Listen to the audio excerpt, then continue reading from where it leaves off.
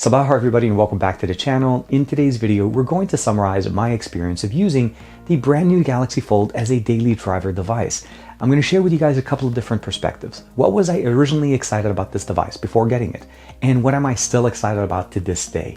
I'm also going to talk to you guys about the concerns that I had at the beginning, not necessarily just the price, but the actual concerns about getting a device like this.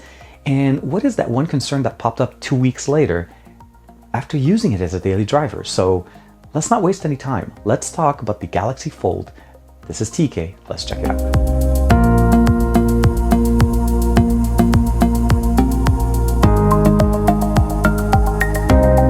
Like and subscribe and make sure you hit that bell icon so that you're always notified whenever we put out new videos on the channel.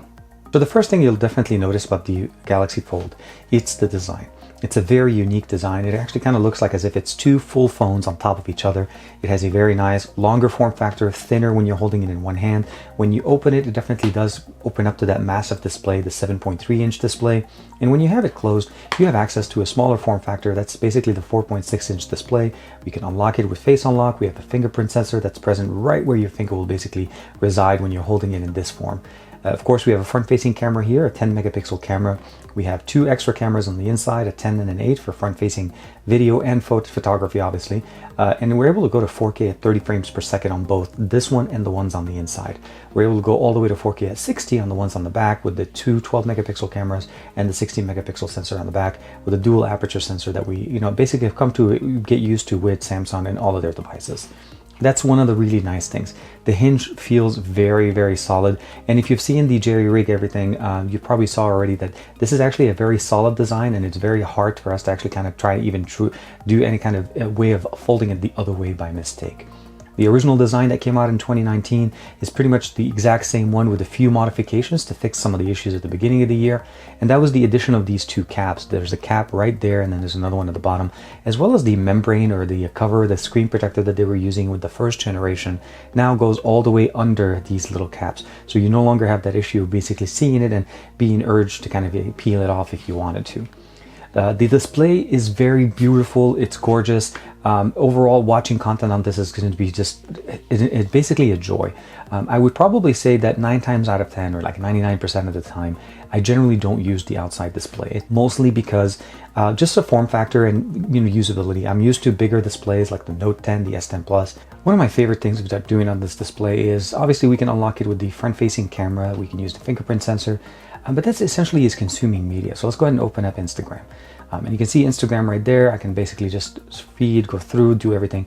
And this is not a bad experience, but when you really want to enjoy it, you want to open it up all the way.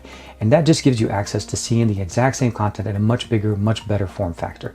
Keep in mind that a lot of the pictures for Instagram, Twitter, and all that, for some reason are formatted to work great with the display of this form factor, more so than in the standard display that we have with the longer aspect ratio. And the same thing works for Twitter as far as the actual interface. You can definitely see it right there. You can go in, you can open up, you can interact with pictures and do everything. And my favorite part is the ability of using TikTok. Now, TikTok looks and just basically works amazingly well.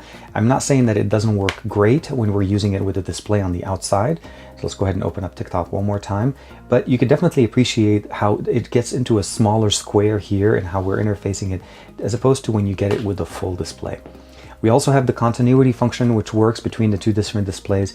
Unfortunately, some apps, as you saw right there, it doesn't actually continue. It keeps the app open, but what it's doing there essentially is relaunching it, so it starts up from the beginning. But apps similar to, let's say, Maps, you can open it up, unlock the device from the outside, and of course, launch the application. You have Maps right there, and it looks great.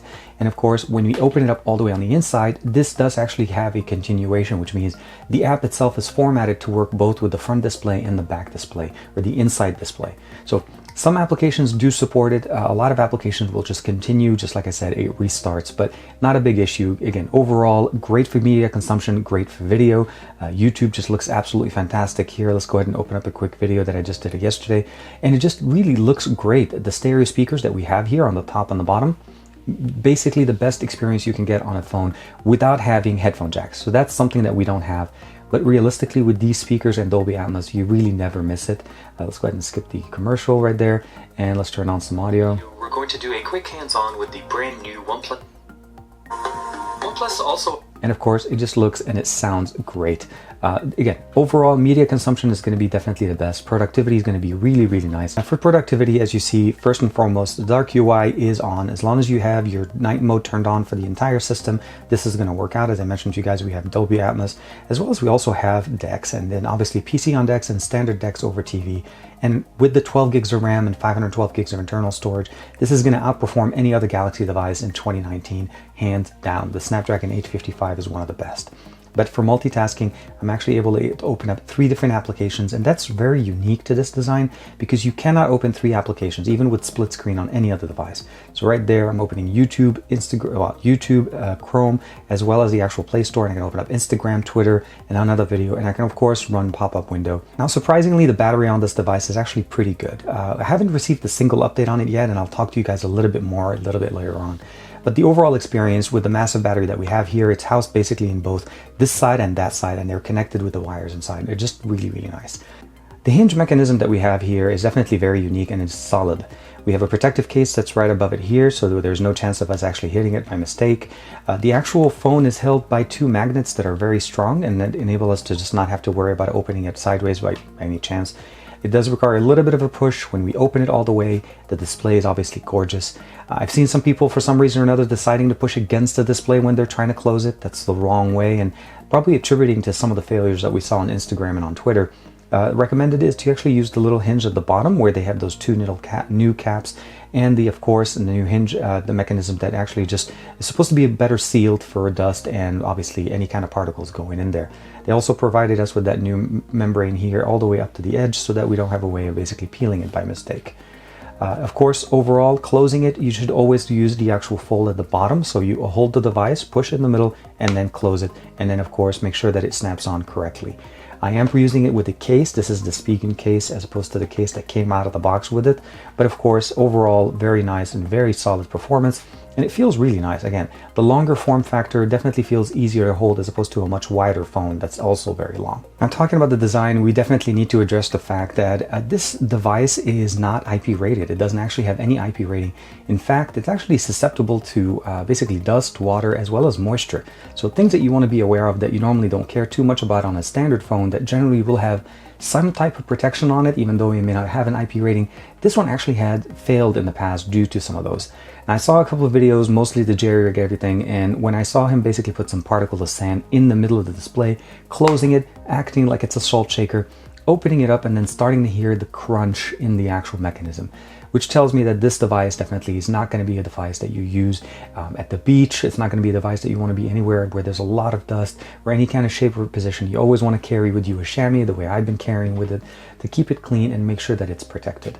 And of course, all of this is coming at a price at over $2,000. So that's a big thing that you have to kind of be able to accept at the beginning. You pretty much have 2 different options. You can either get the locked version with AT&T or the unlocked version here in the US. Both cost the exact same, and both unfortunately do not support 5G in the US. The 5G model is available in Europe as well as Asia and probably in the Arab world. Keep in mind overall though, this is something that you definitely want to take care of. You want to invest in a good case, so definitely put in protection, but that adds to the issue of concern because look how thin look how thick this device right now. It's thin when you open it up, of course, like this. It's definitely very, very thin. But when we close it up, the fact that it weighs about the weight of 2 different phones, and you add a case that actually does provide protection, not like the cover that we got in the box, it does provide a much thicker experience in here. So it definitely becomes a lot thicker, but it does provide us that protection that we want. And you can see it protects it on both sides, the optics and everything. And of course, much better protection for the camera modules on the back. As the case they provided us in the box, it doesn't actually protect that. It keeps this actually hitting the table. And the cases are actually part of the things that kind of developed after a couple of weeks of owning this device. The one that was provided in the box, as I just mentioned to you guys, is mostly a cover, not a case. It doesn't provide really much of a protection. The selection and actual new cases that are coming up on the market are starting to show up, but keep in mind, if somebody picked it up the first week, they have to go with a device like this being worried for 2 weeks before being able to get a case. Luckily, I was able to pick this up directly off of eBay from Spigen, but even on their website, they're starting to actually ship them out this week. So case selection is starting to get better, but it's not there.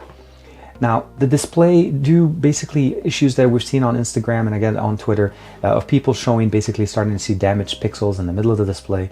That pretty much is attributed to, like I said, the ability of opening and closing it. If you're using the device, they specifically told us not to put too much pressure on it.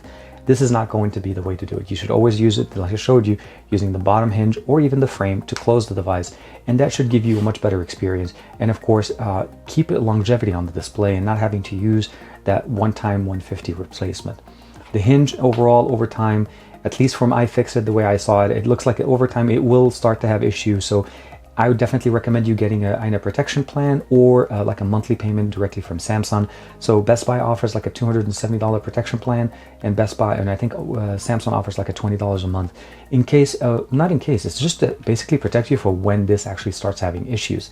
This is a generation 1, so keep in mind, this is again proof of concept and obviously a glimpse of what's to come, but not necessarily the best version of the Fold that we'll ever see in our lifetime. Now, closing out the list, I had a couple of concerns that came up, more about roughly owning it for 2 weeks. And that first and foremost, it's the actual update cycle on this device. Now, I've had this device for 2 weeks, but the really interesting part about this is I'm still running on August 1st security patch update. Not only that, I haven't received a single update from Samsung to the Galaxy Fold. This is the unlocked model. To the actual, any new features, we don't have the same features in the camera application that we normally have with some of the other devices, let's say the Note. And what I mean by that is like there's not even an Instagram mode here. So I'm not sure if Samsung's really prioritizing updates to the Galaxy Fold. August 1st is great, but when I compare it to my Note 10 running on T-Mobile, I am running October 1st, 2019 security patch update, 2 months later than this. And this device came out before this one. So I'm not sure why this is happening, but I hope that they're able to fix this soon. And of course, we want to be able to see new features and new functions added to the Fold. That just makes it a little bit more functional for us, of course. So at the end of the day for me, and one of the other concerns that came up, obviously after owning it for a couple of weeks, is resale value on a device like this may not be the best, especially when it's used. And what I mean by this is when you have so much concern over durability, a device that potentially could have been damaged, some issues here and there, dust getting in there, some issues with the mechanism. I think this is a device that you want to buy new. This is a device that you want to protect right out of the box when you get it new. And buying it used will always give you that second, oh my God, I'm not sure if something is going wrong. Although the features that it offers are very unique and very strong, 12 gigs of RAM, 512 gigs of internal storage, I'm always worried about resale value and how much money do you lose if you buy it and use it for a certain amount of time to try it and you want to sell it again. Swap has started to carry it, so I'll give you guys a link for that if you're looking to buy a used one once people start selling them. But that's something to consider. So using this device for the last couple of weeks have obviously been an extreme pleasure for me. I cannot put this device down. If I forget it, if I put it at home and I go somewhere, I'm always missing it. And speaking of that, I do want to mention to you guys an experience that I had to go through with this. Last weekend, I went to Universal Studios here in the US, and it's a great place to go, and it's a very fun place to be in. One of the rides they have is it's called the Jurassic World ride. Even the older Jurassic World, the older Jurassic Park ride always ended with a big splash where there was a lot of water. So I left this phone home worried about getting it wet. And of course, in all due fashion, I did go through the ride and I actually ended up getting soaked. And I cannot imagine how stressed I would have been getting out of that ride with my phone soaked in water. Regardless of what you have on, you always have to protect this. So if you have to take it with you and go to a theme park, make sure you get one of those water protected cases. Make sure you have make sure you know exactly what's going to happen if you're going on a ride that you're going to get wet. That's something to keep in mind. The other thing that I had a challenge with it was the fact that I couldn't go running with it. It's literally too heavy. The pockets that we have for the arm bands do not fit it, and there's just no right way of doing it. If you probably end up having to have a fanny pack for it. Just overall, for me, I felt like this was not the best experience for exercise or basically a very active environment. So definitely for casual use, media consumption, productivity, connecting it to your PC for decks on PC, or even connecting it to your TV for just regular decks, you're definitely going to get a really good experience. So if you're thinking about picking it up, keep in mind the price point, but make sure you get some type of protection for it. First, get a case, make sure, and then of course, secondary, get some type of protection plan, either from the store you're buying it from or straight from Samsung, so that if something happens, something breaks, you're covered. Outside of that one screen replacement that you get for $150, just keep in mind, this is a fragile device. This is a Gen 1 device. So definitely a very nice glimpse of the future. So Thank you very much for checking out this video. I want to say that this device is definitely one of my favorite. I'm still kind of undecided as to if I want to keep it or resell it at a later time. I'm still kind of debating that option, but I can definitely say that within the last couple of weeks, it's been a pleasure. I love using it. I love managing this channel with it. I love uploading, downloading, not having to worry about storage on this device. It's been a great phone. Like and subscribe as usual. Thank you very much for the support, and I'll see you guys in the next video.